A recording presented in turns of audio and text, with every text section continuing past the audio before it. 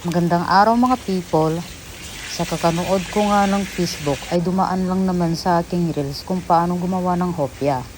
Kaya naman kinabukasan, kaya step by step pinanood ko kung paano gawin ang hopya. At yun na nga, nagpainit na ako ng kawali. Bigyan ko ng mantika, sibuyas, asukal, asin, vanilla extract, at iginisa ko na. At ayan, inilagay ko ng arena. At ayan guys, minikos-mekos ko na nga.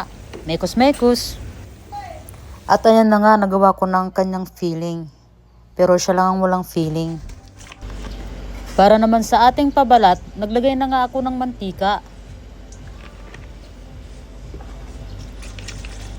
Tubig.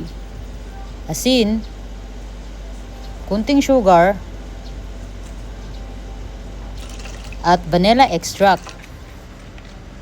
At nilagay ko na rin yung harina. At ayan, namikos-mikos ko na ulit. Ito na nga ang kinalabasan. Ayan, minasa-masa ko lang yan ng bahagya. Tapos, pagkatapos kong masahin, ay pinagpahinga ko na yan. Parang yung puso ko lang yan, kailangan mamahinga. At dito guys, gumawa pala ako ng pamahid sa ating hopya para maganda yung crust ng pabalat ng ating hopya. Nag-mix lang naman ako ng butter, harina, at ayan na, minikos-mikos ko. Pero kung meron namang lard ay pwede naman. Kaso naubusan kami ng lard, kaya butter na lang ang aking ginamit. Ito na nga, in-spread out ko na nga yung ating pabalat sa ating hopya. Kasi yung kanyang pag-ibig ay balat kayo pala. Mapanlin lang. Nagmura tuloy yung kapatid ko dyan. At sobrang matrabaho nga sa paggawa ng hopya. Kita nyo naman dyan, oh. Talagang kailangan kong spread out yung ating pabalat sa ating hopya. Pero nag-i-enjoy naman ako dyan kahit papaano. Kasi nililibang ko yung aking sarili. At ito na nga yung mga makukulit kong pamangkin. Talagang nanghingi pa ng aking extrang dough para gawing clay.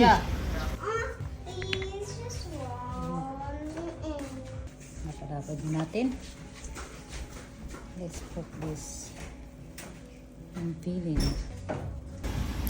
At ayan na nga, nilagay ko na ang ating pamahid na butter. Para sa ating pabalat. Nirolyo-rolyo ko lang yan.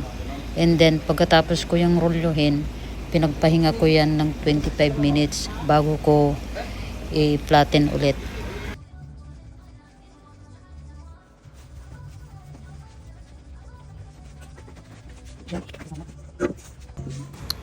Ayan, after nga ng 25 minutes, ayan, niroll out ko ulit yan, yung ating pabalat.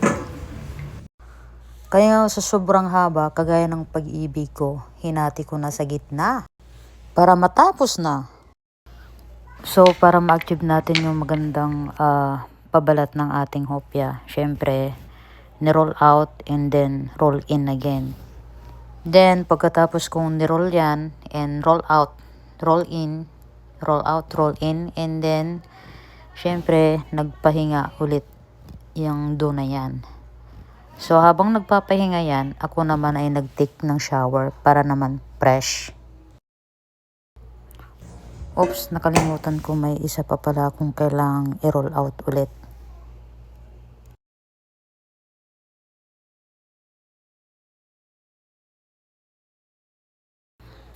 Ayan, sa wakas pwede na silang magpahinga habang itong donut ay nagpapahinga, ako naman ay maliligo. Para naman fresh tayo.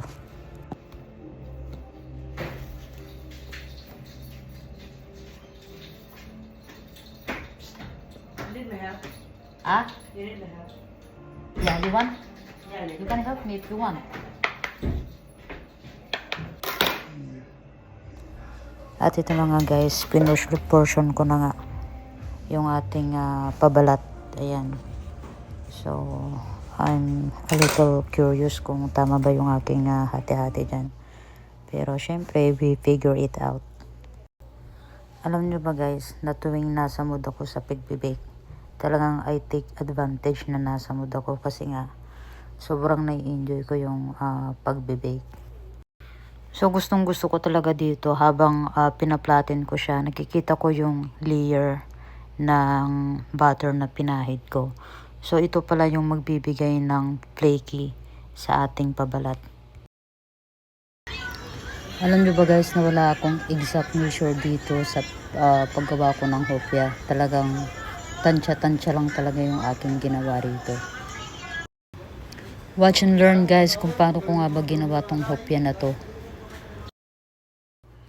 So sana guys meron kayong natutunan sa video na to. Nakita nyo naman step by step kung paano siya ginawa. At kagaya ko rin guys meron din akong natutunan sa paggawa ng tinapay na to. Although first time ko siyang gawin, so dahil nakakakain naman tayo ng hopya, so meron na tayong idea kung ano yung lasa.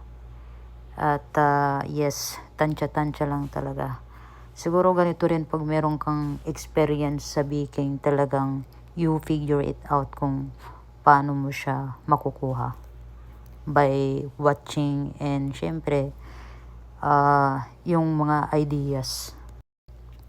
At sa wakas, ayan, natapos na rin natin i-fold itong ating hopya. Maglalagay naman tayo ngayon ng ating egg wash. Pwede siyang lagyan ng yellow coloring para mas matingkad yung kulay.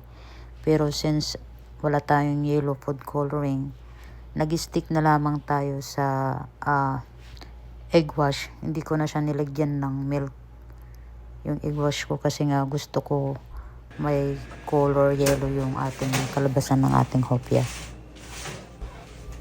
Ayan, ibibik na natin ngayon ang ating hopya ng 270 Fahrenheit up to 25 to 30 minutes. Kasi daw pag ma-overbake daw baka daw tumigas. Maging kasing tigas pa ng puso niya. Hugot yan. Hugot ng pusang gala. Ayan guys, sa wakas natapos na rin ako at syempre ang ganda ng kinalabasan ng ating hopya. Napakaganda. And it's tasting time. Pwede na tikman? Yes. Yes, so anong opinion mo? Tikman mo na, dali. First time kong magawa ng hopya. Sarap. Ano masasabi mo sa crush niya, crush?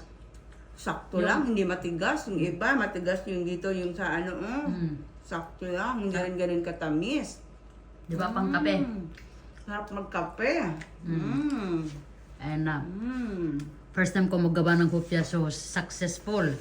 I'm so happy and I'm so proud of myself. Talagang bumabalik na yung aking passion.